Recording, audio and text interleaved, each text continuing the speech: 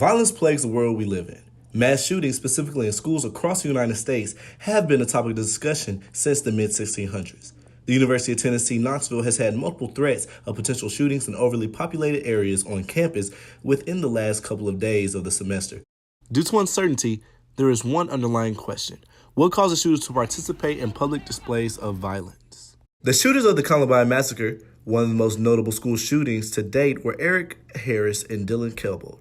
Both students were known to play violent video games for hours upon end, showing signs of addiction. These violent video games have been around for some time, but the most popular in recent years is Fortnite, a cartoonish third-person shooter that is free to every person able to access the internet.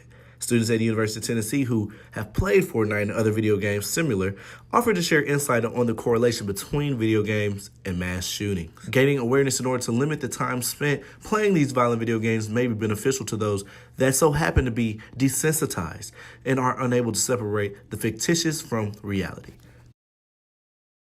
In our generation now, millennials, they always play video games and not going out as much, so that doesn't necessarily mean that you're going to be a violent person or shoot up a school or a Waffle House. I feel as though when you playing video games and mass shooting definitely correlate. They put like a psychological factor and kind of desensitizes people to like things going on in the world in real life, and your mind doesn't really know the difference between real life and reality and fantasy, so it definitely puts those two together, and it makes you feel as though your mind definitely doesn't know the difference between reality and fantasy, and so it definitely desensitizes kids and makes them go out and do those things thinking that it's okay.